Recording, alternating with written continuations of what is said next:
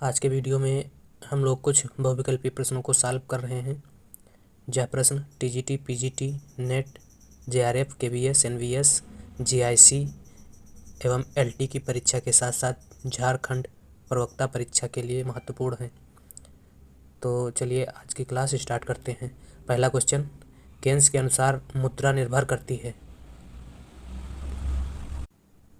केवल आय के स्तर पर, केवल ब्याज दर पर, आय स्तर एवं ब्याज दर दोनों पर, ब्याज दर व प्रत्याशाओं पर।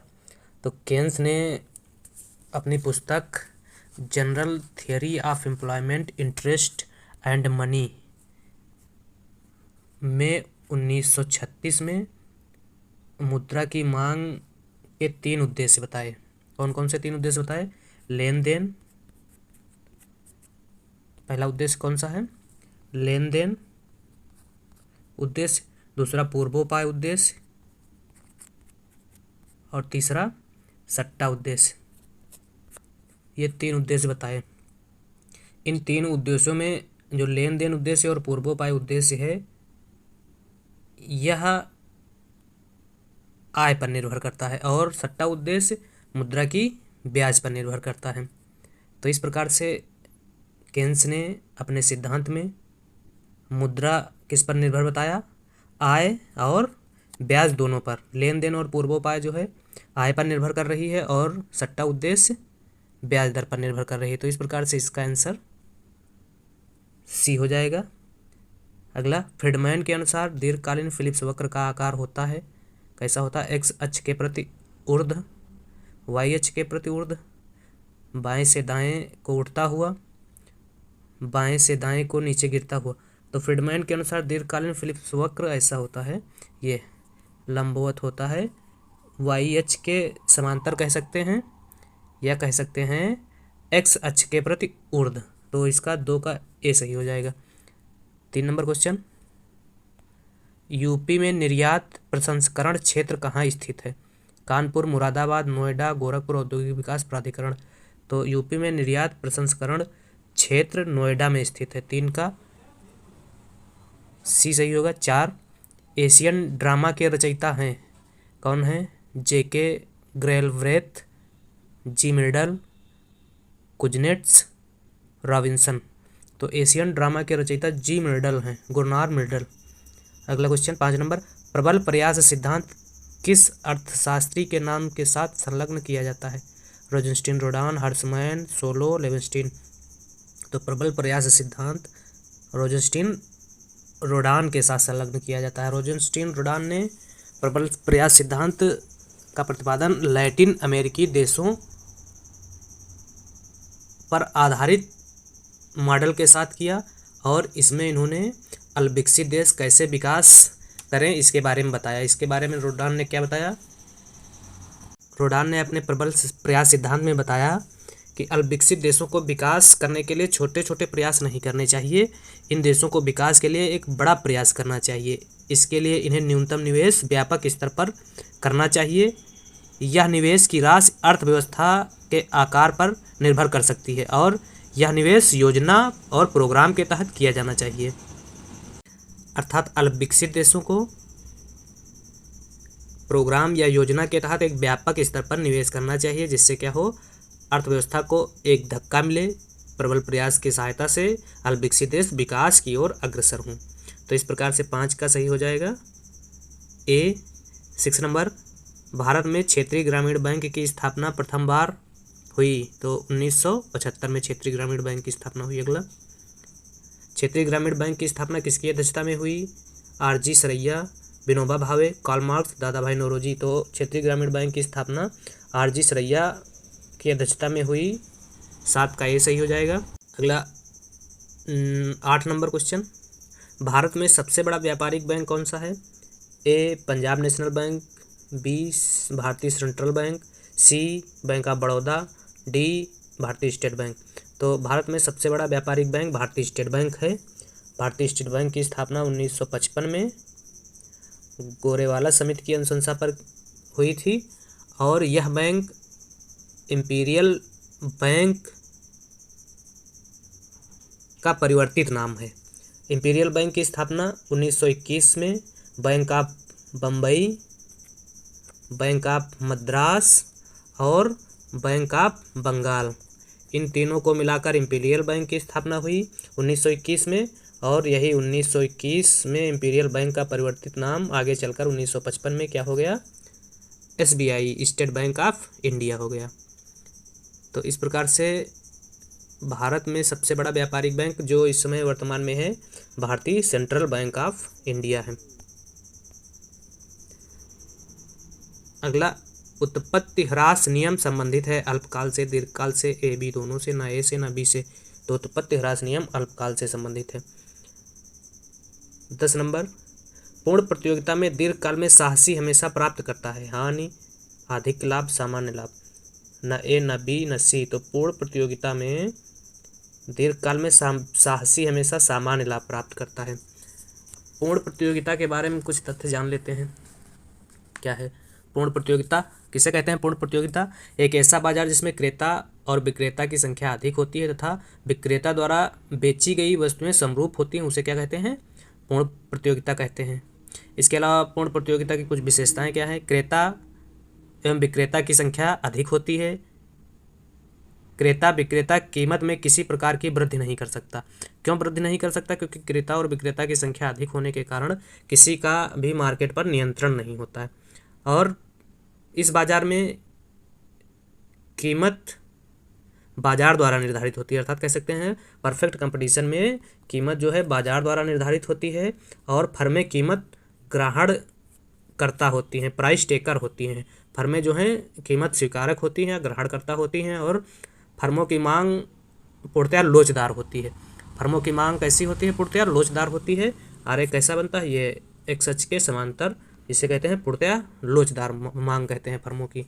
और वस्तुएं पूर्ण स्थानापन्न, सजाती और समरूप होती हैं। मांग की आड़ी लोच अनंत होती है और मांग की लोच अनंत होती है। और परफेक्ट कंपटीशन में वस्तुओं की सीमांत प्रतिस्थापन की दर MRSXY बराबर 1 के होती है। परफेक्ट कंपटीशन में क्रेता को सभी आर्थिक सूचनाएं प्राप्त होती हैं, मतलब क्रेता और विक्रेता को सारी आर्थिक सूचनाएं प्राप्त होती हैं, कोई बाह्य हस्तक्षेप नहीं होता है। और इसके अलावा परिवहन लागत का अभाव होता है।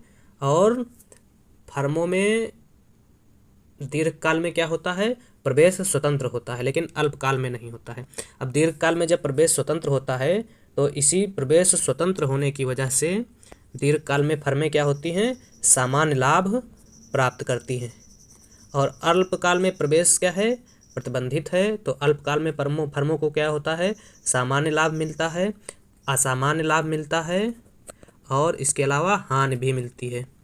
तो दीर्घकाल में परफेक्ट कंपटीशन में फर्मों को सामान्य लाभ मिलता है क्योंकि फर्में आ जाती हैं तो बाहर से, तो क्या होता है?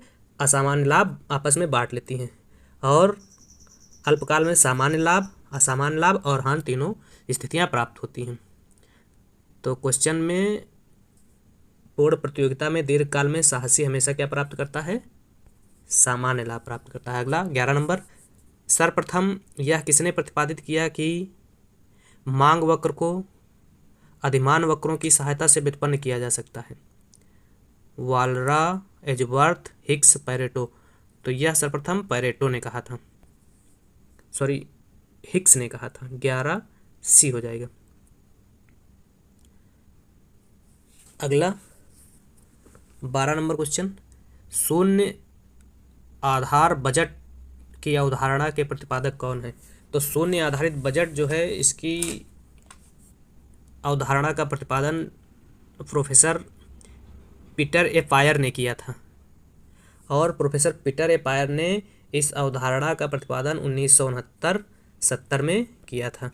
और भारत में शून्य आधारित बजट सर्वप्रथम 1986-87 के बजट से प्रारंभ किया गया। अब क्या है शून्य आधारित बजट, इसको जान लेते हैं। वह बजट जिसके अंतर्गत क्या होता है?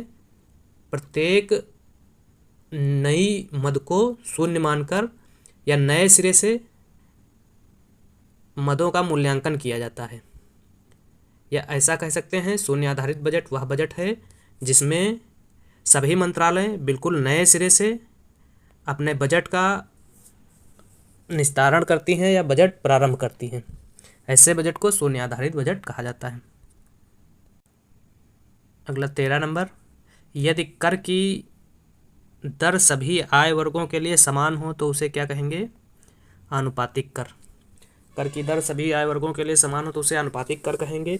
इसके अलावा प्रगतिशील प्रतिगामी कर क्या है, इसको जान लेते हैं।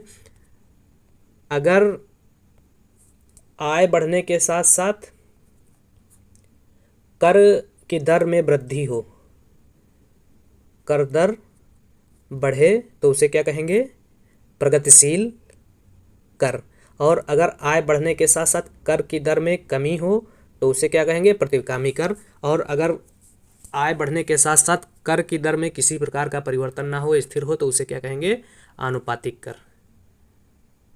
तो इस प्रकार से प्रगतिशील, जिसमें आय बढ़ने के साथ साथ कर की दर बढ़े तो उसे कहेंगे प्रगतिशील। आय बढ़ने के साथ साथ कर की दर कम हो तो उसे प्रतिगामी। और आय बढ़ने के साथ साथ कर की दर स्थिर रहे तो आनुपातिक कर कहेंगे।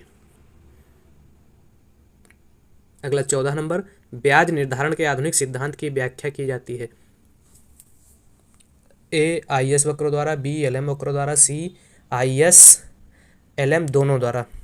तो ब्याज निर्धारण के आधुनिक सिद्धांत की व्याख्या IS LM दोनों द्वारा की जाती है, जिसका प्रतिपादन हिक्स हैंसन ने किया था। 15 नंबर क्वेश्चन, रिकार्डो के अनुसार भूमि की हस्तांतरण आय होती है कम, अनंत, अधिक, शून्य। तो रिकार्डो के अनुसार भूमि की हस्तांतरण आय होती है शून्य। 16 नंबर, 17 नंबर, 17, अर्थशास्त्र की आवश्यकता विहीनता की परिभाषा किसने दी? तो अर्थशास्त्र की आवश्यकता विहीनता की परिभाषा प्रोफेसर JK मेहता ने दी। मार्शल ने मानव कल्याण संबंधी परिभाषा दी।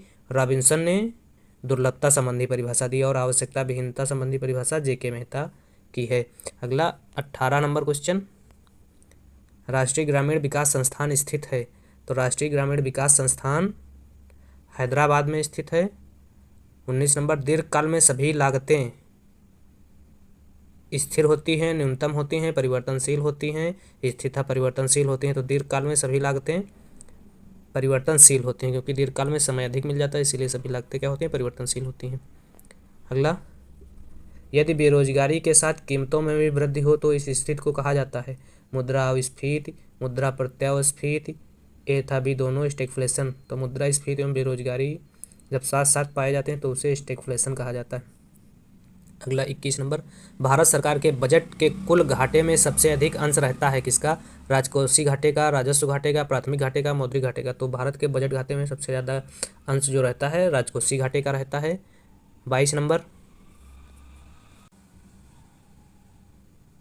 विश्व बैंक की सुलभ ऋण की खिड़की किसे कहा जाता है? तो सुलभ ऋण खिड़की IDA को कहा जाता है। एकल बैंकिंग प्रणाली बड़ी लोकप्रिय है कहाँ, किस देश में? संयुक्त राज्य अमेरिका में, भारत में, जापान में, इंग्लैंड में। तो एकल बैंकिंग प्रणाली सबसे ज़्यादा लोकप्रिय जो है इंग्लैंड में है। अगला, कौन सा स्रोत भारतीय कृषकों के लिए सर्वश्रेष्ठ है? सरकार, व्यावसायिक बैंकें, महाजन, सहकारी साख समितियाँ। तो व्यावसायिक बैंकें कृषकों के लिए सर्वश्रेष्ठ ऋण का स्रोत है। अगला, निम्न चित्र में प्रदर्शित है सामान्य लाभ, अति सामान्य लाभ, हानि सभी सही हैं। तो यह चित्र दीर्घकाल में परफेक्ट कंपटीशन का है और यहाँ सामान्य लाभ की स्थिति प्राप्त होती है। अगला, प्रकट अधिमान सिद्धांत के प्रतिपादक कौन हैं? तो प्रकट अधिमान सिद्धांत के प्रतिपादक प्रोफेसर सैमुअल्सन हैं।